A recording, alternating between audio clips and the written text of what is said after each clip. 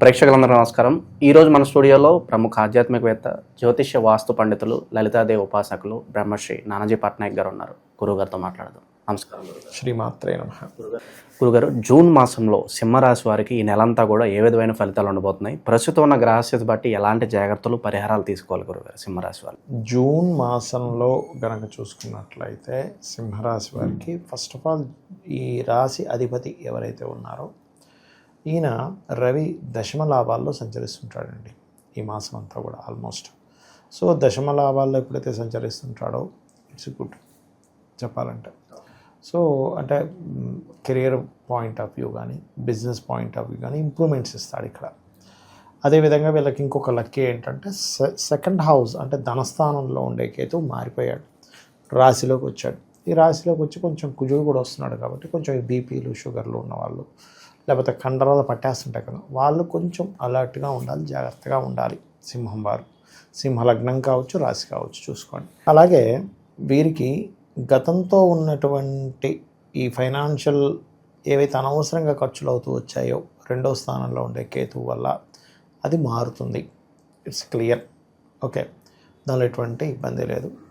ఇక వీళ్ళకి 12వ స్థానంలో కుజుడు నీచ కాబట్టి ఎవరికైనా సరే వివాహ జీవితం విషయంలో లేదా ఇన్వెస్ట్మెంట్స్ విషయంలో అనవసరమైన ఎక్కువ ఖర్చులు అవుతాయి అనుకునేటువంటి వారికి ఈ జూన్ ఫస్ట్ వీక్ తర్వాత ఎప్పుడైతే కుజుడు మారుతాడో 12వ స్థానం నుంచి, ఆ 12వ స్థానం అనేటువంటిది విదేశాలకు వెళ్ళే ప్రయత్నం కానివ్వండి, లేకపోతే విదేశాలు ఉండడం కానివ్వండి, ఆర్ తండ్రి యొక్క భూమికి సంబంధించిన అంశాలు కానివ్వండి, ఇవన్నీ ఫస్ట్ వీక్లో కొంచెం ఎక్కువ ఉంటాయండి.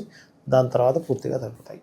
గురుగారు, పోలీస్ స్టేషన్లో కోర్టుల చుట్టూ న్యాయం కోసం తిరుగుతూ ఉంటారు. సో ఎప్పటి నుంచి అలసిపోయి ఉంటారు. అలాంటి వాళ్ళకి ఏమన్నా మంచి ఫలితాలు ఉండబోతున్నాయా? తప్పకుండా అండి. కాకపోతే ఇక్కడ వీళ్ళకి కొంచెం అష్టమశని కూడా నడుస్తుంది కాబట్టి న్యాయం ఖచ్చితంగా జరుగుతుంది, స్లోగా అవుతూ ఉంటుంది. ఎందుకంటే లగ్నం నుంచి ఎప్పుడైతే దశమంలో రవి ఉంటాడో పేరు ప్రఖ్యాతులు కూడా ఇస్తాడు అక్కడ రవి, అందులో ఎటువంటి సందేహం లేదు.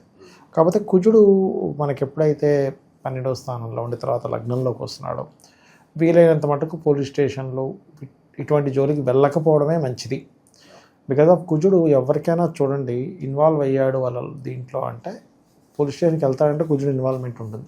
కుజుడు ఇన్వాల్వ్మెంట్ లేకుండా పోలీస్ స్టేషన్కి వెళ్ళడండి. అది వాళ్ళ కుజుడు వీక్గా ఉంటారు, వీక్గా ఉండడము, పాడవడము, 6th కనెక్టివిటీస్ రావడము, 2nd కనెక్టివిటీస్ కొన్ని ఉన్నాయి, ఫార్ములాస్ కొన్ని ఉంటాయి. ఈ వ్యక్తి పోలీస్ స్టేషన్కి వెళ్తాడా, జైల్లో ఉంటాడా అనే దానికి దాని పరంగా కుజుడే మెయిన్ పార్ట్ అక్కడ అనమాట. ఎందుకంటే పోలీసులు గొడవలు వీటికి కారకుడు కదా, అందుకని. ఇక నిరుద్యోగులు, వ్యాపారస్తులు, విద్యార్థులు వీళ్ళకి ఎలా ఉండబోతుందో ఓవరాల్గా?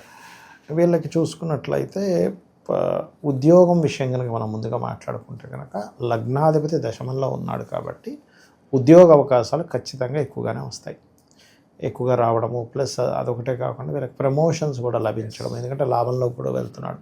సో ఉద్యోగ విషయంలో పెద్దగా ఏం టెన్షన్ పడాల్సిన అవసరం లేదు. ఇక రెండవది ఈ స్పిరిచువల్ లైన్లో ఉండే వాళ్ళు, కొంతమంది ఈ పౌరహిత్యం చేసే వాళ్ళకు కూడా కొత్త ఉద్యోగ అవకాశాలు వస్తాయి, ఎందుకంటే లగ్నంలో కేతు వస్తున్నందుకు. ఇంకొక విషయం ఏంటంటే ఉద్యోగం ఒకటి, రెండవది మీరు వ్యాపార సంబంధించిన విషయాలు కూడా చూసుకుంటే ఎప్పుడైతే లగ్నాధిపతి లాభంలో ఉన్నాడో ఇది వ్యాపార యోగానికి మంచిదే. ఓకే. అదే కాకుండా లాభస్థానంలోకి 3 గ్రహాలు వస్తున్నాయి, రవి, గురువు, బుధుడు. అయితే ఈ బుధుడు 23వ తేదీ వరకు లాభంలో ఉండి తర్వాత 12లోకి వచ్చేస్తున్నాడు. అయితే ఫస్ట్ ఆఫ్ ఆల్ మనకి రవి గురువుల కలయిక పేరు ప్రఖ్యాతలు ఇస్తుందండి. ఎవరి జన్మజాతకాలైనా మీరు చూడండి, రవి గురువు కలిసి ఉన్నారు, డిగ్నిఫైడ్ నేచర్ ఉంటుంది. రవి గురువు కలిసి ఉన్నారు, దాన్ని ఏమంటారంటే దైవాంశ యోగము అంటూ ఉంటారు. వాళ్ళకి ఇంట్యూషన్ కూడా బ్రహ్మాండంగా పనిచేస్తుంటుంది. రవి గురువులు కలిసిన జాతకం ఏదంటే అండి, మీరు ఇంట్యూషన్ వాళ్ళకి ముందుగా తెలుస్తూ ఉంటాయి, ఇలా జరుగుతుందేమో, అలా జరుగుతుందేమో. సో బ్యాడ్ ఏదన్నా జరుగుతుందంటే వాళ్ళకి తెలుస్తుంది. అయితే వీళ్ళకి ఇప్పుడు వాళ్ళ పర్సనల్ చార్ట్లో ఉంటే అన్నీ తెలుస్తాయండి, బ్యాడ్, నాట్ గుడ్, బ్యాడ్ కదా అన్నీ తెలుస్తాయి. వాళ్ళ ముందుగానే ఇంట్యూషన్ అంతూ ఉంటుంది. ఒక రకంగా దాన్ని ఆస్ట్రాలజీ కాంబినేషన్గా కూడా చెప్తాను. ఆస్ట్రాలజర్స్ కాంబినేషన్ మ్యాక్సిమం ఉంటాయి, ఎందుకంటే ఇంట్యూషన్ పనిచేయాలి కదా. అయితే వీళ్ళకి లాభస్థానంలో ఉన్నందుకు ఈ రవి గురువులు వీళ్ళకి ఏంటంటే ఆల్మోస్ట్ జూన్ 15 నుంచి జూలై 15 వరకు ఈ నెల రోజుల పాటు వ్యాపార లాభాల విషయంలో వీళ్ళు వేసిన అంచనా ఖచ్చితంగా పనిచేస్తుంది. సో ఇంత పెట్టుబడిని పెడతారు, ఇంత లాభాలు రావాలని ఒక ప్లాన్ గీసుకుంటూ ఉంటారు, పర్ఫెక్ట్గా ఎగ్జిక్యూట్ అవుద్ది అంటారు. ఎగ్జాక్ట్లీ.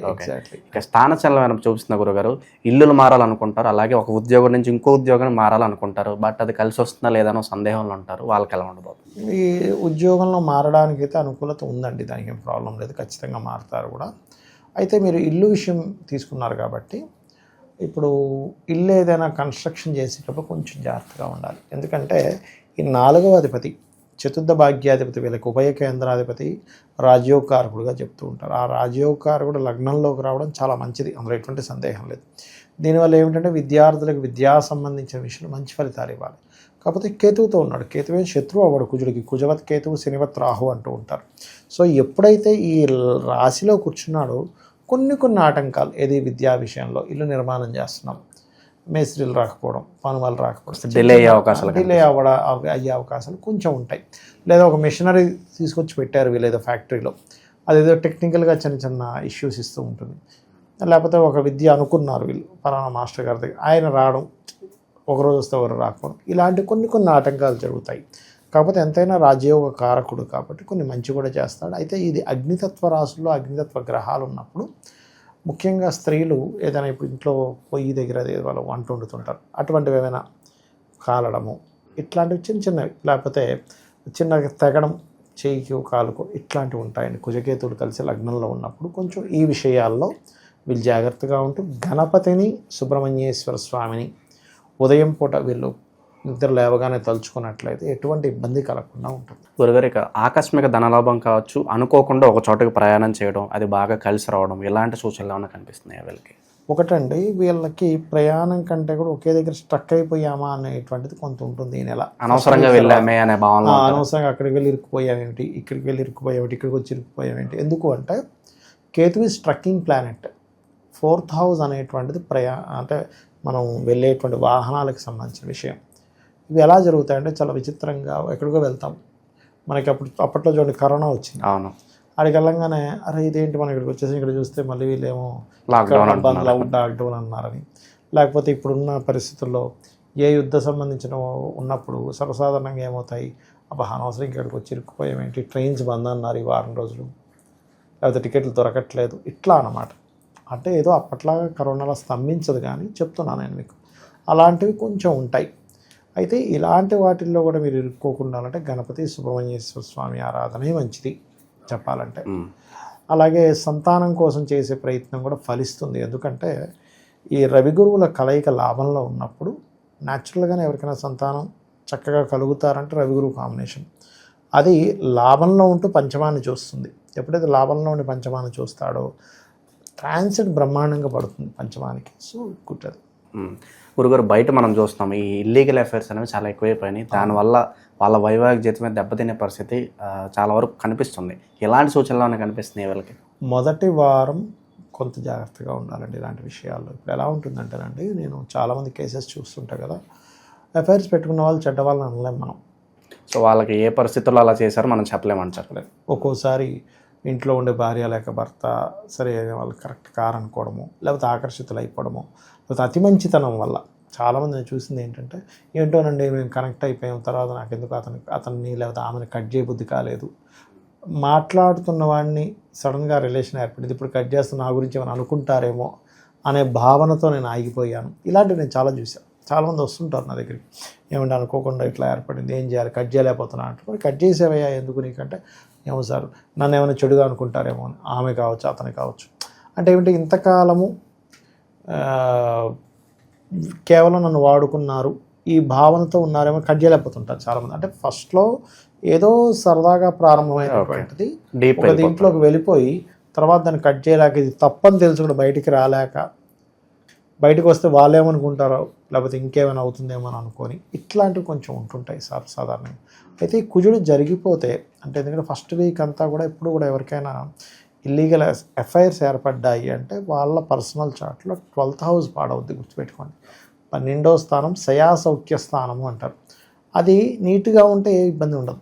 అలా కాకుండా అది కొంచెం స్పాయిల్ అయింది అనుకోండి, రకరకాల ఎఫ్ఐఆర్స్ పెట్టుకోవడం జరుగుతూ ఉంటుంది. సో ఫస్ట్ వీక్ తర్వాత వీళ్ళకి తగ్గుతాయని చెప్పుకోవచ్చు మనం. ప్రజెంట్ ఉన్న గ్రహస్థితి బట్టి గురుగారు, ఎలాంటి రెమెడీస్ బాగా అవసరం అంటారు ఈ రాశి వాళ్ళకి? ఈ రాశి వారికి కానీ ఎవరికైనా ఫస్ట్ ఆఫ్ ఆల్ ఉన్న గ్రహస్థితి మాత్రం దక్షిణామూర్తి ఆరాధనేనండి. అయితే వీళ్ళకి ప్రత్యేకంగా సింహలగ్నం వారికి పంచమ అధిపతి గురువు అవుతాడు. గురువు ఎప్పుడైనా పంచమాధిపతి అయినప్పుడు దత్తాత్రేయుడు ఆరాధన లేకపోతే దక్షిణామూర్తి ఆరాధన, సర్వసాధారణంగా గురు సంబంధించిన సేవలు, గోసేవ చేయడం ఇవి బెస్ట్. సో సింహరాశి వాళ్ళకి ఓవరాల్గా జూన్ నెలలో ఏ విధంగా ఉండబోతుందో చాలా బాగా వివరించారు గురుగారు. ధన్యవాదాలు. శ్రీమాత్రే నమః.